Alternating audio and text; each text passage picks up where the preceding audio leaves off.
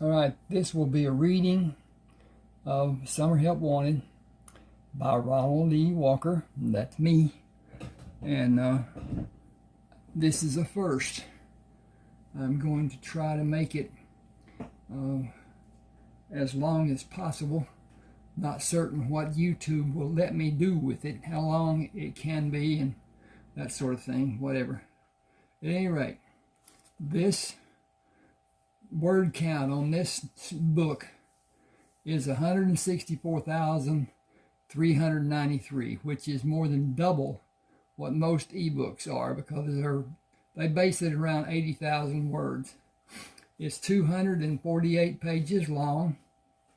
It's I'm not going to get probably through the first chapter with this, but at any rate, I'll go ahead and start. I'll try to go slow, not get ahead of myself, not get winded, all this other stuff. But at any rate, the story is familiar to me. I lived part of it. Not all of it by any means, but part of it. And based it on what I consider to be a good friend. He was a good friend. We worked out and lifted weights together, and he got drunk every weekend. Haven't heard from him in years. Don't know what's happened to him or anything or whatever, but at any rate. Get my throat clear and get ready to go, and we'll start. The sign hanging in the Quick Mart window glared at Eric, mocking his plight. A few months earlier, it would have been the answer to a prayer. Now a solution was at hand. It was simply too late. He could take the part-time job, have the needed extra money, but the damage of ends not meeting financially had mapped out the final destination of his marriage. Kay took comfort in the arms of another man, and Eric could see the handwriting on the wall. Go your own way, goodbye, and good riddance. Pulling the screen door open, he pushed the main door opening into the store. Hey, Martha. He indicated the sign in the window. Who needs extra help? Well, you know, Ray Biggs died and left his farm to his favorite niece. She was in today and put the sign in the window. Don't know a hill of beans about farming, and she thinks to get by with a part-time man. What she needs is a full-time man, and he's going to need some help from others to help him.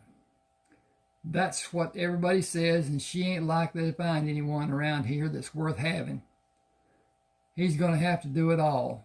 All she's likely to get is a bunch of no-count Mexicans. She don't even know what tractors Ray had, much less how to start one or change implements. That ain't all. She's coming up to farrowing time, don't know which one is a sow and which one is a boar. On top of that, the cows are all due to drop. Ray liked to have his calves in the spring. Said they did better with a good start and good weather, rather than the cold of winter. She ain't got no business being here. She's a city girl and lost as a goose. She took a deep breath. Billy Dothan has been helping feed the livestock. Tom's been helping him milk. But Billy's military school starts next week, and Tom ain't going to let him do any more after this weekend. It's more than just a part-time job. That's a big farm. Cynically, she asked, how about you? Interested? Heard things weren't going real well with you. And that didn't move. Okay. Tramble was a small town, and what people did not know, the local gossips made up with half-truth, conjecture, and innuendo. Eric ignored Martha's remark. She and Larry Priest had a standing appointment at her house for a Rip Snorton weekend drunk. She was the mother of his two closest friends. Still, he held little respect for her, but remained courteous. We can all use extra money, but right now I need a loaf of bread. Kenny climbed up on the kitchen counter and used the cabinet shelves for a ladder and destroyed the one we had on top of the refrigerator. He was trying to get a slice of bread and rip the sack open. Okay, that looks good.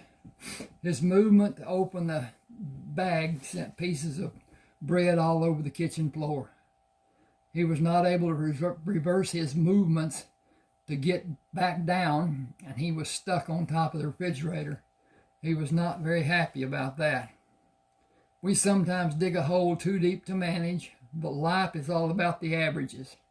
He had success and failure, but he will learn from the experience and find the ability to define the repercussions and formulate an exit plan later in his life.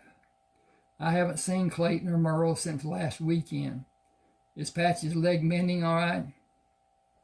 You mean the flag race where he banged it on the gate that idiot closed? It wasn't real bad, and the swelling went down real fast. He'll be ready to ride this weekend. He's hard to beat on the barrels and flag race, but only Clayton can ride him. Only him too, and Patches won't ride double. That's why we got him so cheap. Change of paid. Eric knew Patches acted badly when he was allowed the freedom. Unknown to Martha, Eric had the papers on Patches. Eric, Merle, and Clayton shared what little they had. Patches was considered Clayton's horse. Eric had ridden Patches after Merle bet $500 gazillion that Patches would put him on his butt. Merle lost the bet, which was made by two good friends who were always betting some outlandish amount and knew it was only made in jest. Eric rode Patches to keep the steer riding. Sorry, redo this. Eric rode Patches to keep the steer running straight, or haze as it's called, when Clayton and Merle bulldogged from Eric's horse. Clayton hazed for Eric and Merle when they bulldogged using Eric's horse. Their partnerships began at a rodeo when Clayton offered to haze for Eric in exchange for Clayton's use of Eric's horse in team roping with Merle. Their association grew over the years into brotherly love. Here's the bread, that'll be 35 cents. He paid her, went to see his pickup, and wrote the telephone number on a piece of cardboard he found behind the seat. His intention was to drive out to the farm to talk to the woman, to have a better feel for what kind of person she was and what she expected to be done. He wanted the number in case he was unable to see her. He desperately needed the extra money, and he encouraged farm work. He enjoyed farm work. He was skillful when doing anything with his hands. Starting the truck, he turned north and waited for an eastbound train to move through the town. He waved back at the conductor on the last car passing through the crossing.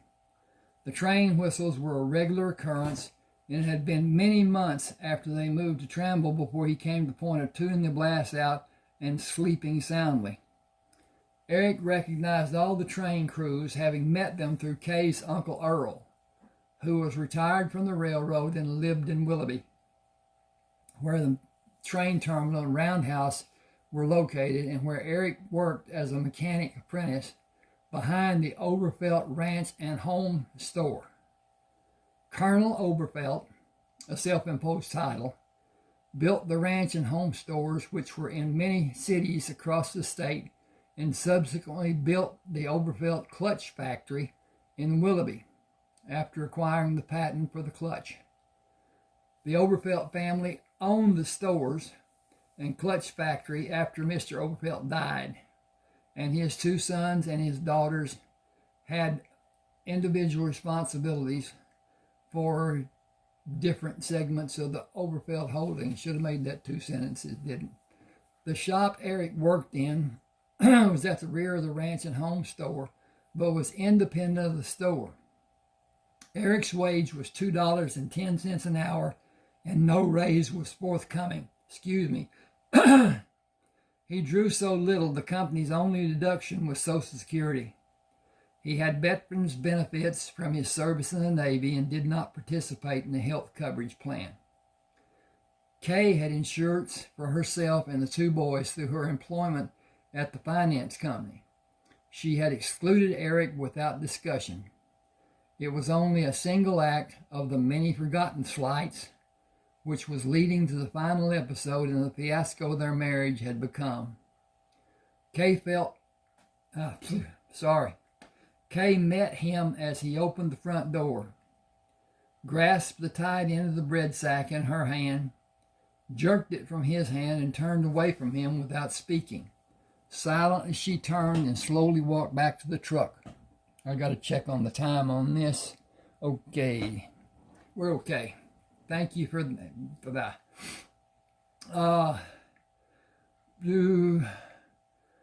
Kay met him as he opened the front door, grasped the tied end of the bread sack in her hand, jerked it from his hand, and turned away from him without speaking. Silently he turned and slowly walked back to the truck. His life was in shambles, and the end of his marriage would be the catalyst to bring complete destruction to the life he had before. He held no illusion that he could financially survive the impending divorce. In a previous time, a man without substance could have children, be divorced, and continue to have a somewhat reasonable life. The sympathy of the modern courts usually favored the woman. With children involved, the man was usually financially ruined. She was often granted everything, and in some cases, even more than everything. He had friends who had been divorced, and the judgment of the court gave the wife more consideration than the wage the divorced husband earned. Some took out loans they were unable to repay, leading to bankruptcy and further court costs, while they became farther behind in payments to the ex-wife. Eric felt the result of the divorce would be a financial loss he could never overcome. Kay and Eric had very little, and it was mortgaged to the fullest allowed. Everything he had would be lost in a divorce. Jointly held possession was the only glue holding them together. He knew they had to make the best of a bad situation and find a way to have closure from the sadness of untenable marriage. Starting the truck, he watched as Kay opened the curtains of the window to look outside. She quickly closed them when he waved. Deep sadness had torn at him for a period that seemed to have existed throughout his recollection. Tears had never been shed, and he felt a release would never happen. His marriage had died. There was nobody to lay in the ground. I should emphasize this. His marriage had died, and there was no body to lay in the ground and cover. There was no finality, no ending. Kay would now have a divorce and take the children. Her part would be played out, finished without caring. He would become a stranger to the boys. He had lost all purpose in his life. Now his only function was to make money and support those people who would soon leave him and begin a life that excluded him. His situation left him powerless to do anything to have even the smallest hope, and he felt he was doomed to a deep, eternal sadness. A glimmer of hope came with the chance of a part-time job to offset his mountain of financial obligations. He moved the truck down the gravel street, then turned east to the highway and the blacktop road leading out to the farm. After the relative comfort of the asphalt, the dirt road leading up to the house was a jostling ride, as the headlights moved from a straight line of sight at ground level to above the horizon and almost extinguished when the rear of the truck bounced and the front nose down, then reversed the process. The washboard effect of bumps and valleys was harsh at any speed. He drove as slowly as the truck would allow, which was at least 5 miles an hour too fast. Struck his head several times on the overhead of the truck, pulled himself back to the seat as the pitch and yaw jostled him side to side, up and down, inside the cab. The engine lugged to a stop when he slowed to cross the cattle guard and enter the yard. Starting the engine, he moved up to the park on the road at the side of the wood-framed house. She stood on the porch in the dim light of evening. I'm getting off silly back. She stood on the porch in the dim light of evening when he walked around the corner of the house. Nice night for a ride. I'm sorry the lane was so bumpy. The milk trucks are making it worse every day. They make a terrible racket coming and going. There is a blade that can be pulled to smooth it, but I have no experience with machinery. Hi, I'm Cheryl. She extended her hand as he made his way up the 5 steps to the porch, pulling him gently together. Going back, she extended her hand as he made his way up the 5 steps of the porch, pulling him gently toward her when he took the final step. I hope you're bringing good news, as all else has been one bad load after another since I got here. She swung them around to bring him into the light when they began moving toward the open door. As she moved, light from the front room fell across the face of one of the most beautiful women Eric had ever seen. Blonde hair was exquisitely drawn into a bun that covered the back of her head. Eyes as blue as a pale afternoon sky, with only a shadow of cosmetics highlighting their companion lashes. He thought her nose was the most distinguishing feature of her face. It turned up slightly, and her nostrils gently flared when then rounded perfectly. Her jaw was oddly square, but the oddity only enhanced her beauty. Full lips smile, showing perfect teeth. Did I say something wrong? You look so shocked. Sorry, I expected a different kind of person than you to be here.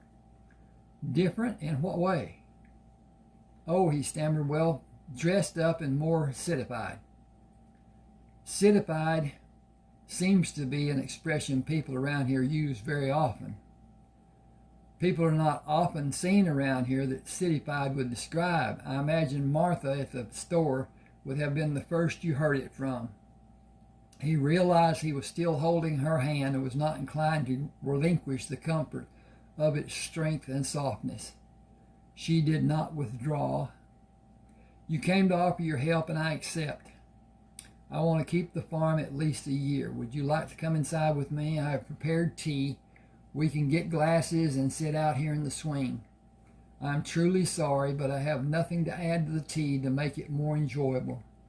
He did not move, but continued to revel in her beauty, prolonging the moment with further conversation. Hang just a second here, and I'll be right back. Okay, KKK. My name is Eric Traburn. I did come to talk to you about part-time work after my day job on the weekends.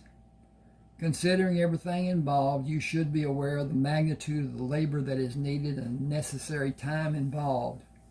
You are about to have a whole passel of pigs in a short time interval. 27 sows could bring as many as 300 or as little as 200 piglets, what it should be. Either count is a lot of pigs for one person to attempt to manage, if he is alone. The babies need to be protected. The sow will flop on them when she lays down, and her weight will crush them. Whole litters have been lost without crates being used. He paused, wondering if it's more than she might digest. Then you must break off the prominent teeth of each piglet, or the sow's teats will be severely damaged, and the little shits will use them against the other litter mates, if they are not removed. Removing the teeth can only be done in a fashion that requires expertise in knowing where the break is done to not hurt the pig. He looked at her to be certain she was not squeamish about doing what was needed. The tails need to be cut off so the other piglets can't chew on them and maybe cause infection. The navels must be dipped in a solution to prevent infection. He paused and continued when her expression did not change. Then the calves are about to be born.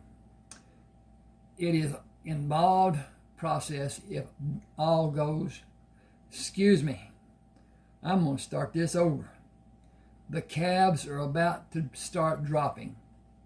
It is an involved process if all goes Well, all the fields have been plowed and only need to be disked and harrowed before planting. If we are planting soybeans, I would assume we will drill rather than plant. There is a flock of planting that needs to be done, and I only have so much time to give. Fences are a constant battle to keep mended. Counting the beef and the dairy cows, there are over 250 head of mature cows on this place and 2 other pieces of ground located across the road. As she leaned closer to him, he held his breath, afraid she was going to discover something about him which would be a reason or just a feeling sufficient to cause her to mistrust him and not want him to work on the farm. You seem to know quite a lot about the farm. I helped Ray. We were friends. He was one of only a few people that I could feel secure enough to talk with, to tell my fears, my hopes, my desires, even my hurts. We shared a lot. It's a small town. He stiffened and his grip on her right hand tightened slightly. A look of anguish clouded his expression. It's a small town and everybody knows everybody's business, or they think they know. You will learn sooner or later that I am married, but it's in name only and it's near a divorce. The slightest thing imaginable may be the mechanism to make her leave. We barely tolerate each other, and each of her family members is a sadistic nemesis to me. They poison her mind and my children's. There are 2 boys. Kenny is the oldest. He will be 3 in 2 months. He came back home from a visit to his mother's house 3 weeks ago and told me I would not be his daddy anymore. He said his aunt and uncle had told him I would not be. He paused to strengthen his composure. It is tearing me apart, and the marriage too. The damage has already been done. Nothing is going to save even a shred of our marriage. I hate to tell you, but the youngest child's origin is at best dubious, as we have not had sex in God knows how long. She tried to tell me that we make love in our sleep. When I didn't immediately go along with that explanation, she said she got me erect in my sleep and I got her pregnant.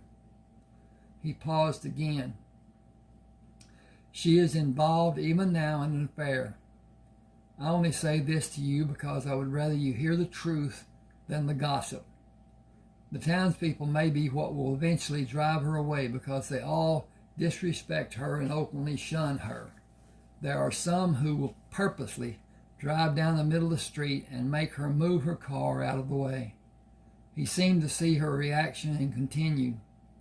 Willoughby has 2 branches office of the finance company that she works for. The woman who got her the job works at the other office. She has not spoken to Kay in over a year, and she lives on the other side of Tramble. Eric hesitated. The only possible outcome is Kay's leaving. It's just a matter of time. We will lose most of what we have. I have no idea what the judge will do to me, but his record leans toward helping women. With all that said, do you still want me? Oh, yes, absolutely. I had no idea about all the work that needs to be done. I only thought I would have someone feed the animals and milk the cows. Please come inside. Then come out here with me. I have enjoyed the night and the moonlight on the lake. I think you need to talk. I know I need to talk to you. She moved toward the door, turned back to look at him when he released her hand. She took both of his hands in hers and brought him into the light. So much sadness at such a young age. How old are you, 23? I just turned 26 in January. I was a New Year baby. You were born the 1st? Astrologically, that makes you very special and very talented, and a very hard-line realist. At times too realistic and not imaginative. You have a hard time seeing opportunities because your view is sometimes so stiff. That's pretty evident, judging what I've done in my life so far. I joined the Navy when I was 17. I enjoyed the plane flight from St. Louis to San Diego. It kind of went downhill after that. I was far too young to be in the Navy. I hated it and most of the people I met while I was in. I got out before my 21st birthday. She pulled him closer. I was 23 when you were born. I was working on my degree in my last year of college. I took 3 years off to travel after I graduated. After that, I got my master's degree. College days were fun times. A lot of beer parties and a lot of other things. Those years helped me form some very important bonds and have led to contact with some very important and influential people. My major in college was in business. I enjoy my work, but I think I might give up a full-time work to live here and only work part of the time. I want an easier, more laid-back life. Not a life of leisure, but an easier, less stressful life than I've had in the past. He smiled. Farm life can be enjoyable if you like the type of work it requires.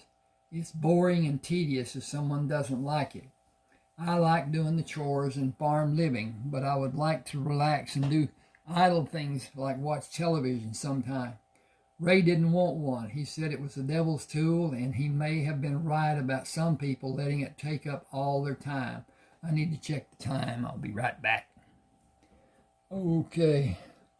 Yep, we're about to finish. Okay. She poured the tea over ice in 2 large glasses. If you take them out to the swing, I'll bring ice in the tea pitcher. Eric placed the 2 glasses on the stand, which stood between the wall of the house and the swing, then sat on the swing on the side away from the wall and held the swing in position until she could be seated. She sat on his right side, handed him a glass of tea, swung her left arm over his head to rest on the back of the swing. Her left breast pushed into his right arm. He moved the glass from his right hand to his left and put his right hand on the top of his thigh. She stopped him as he raised the glass to drink. Let's toast our partnership. She pushed her glass to his, turning her body farther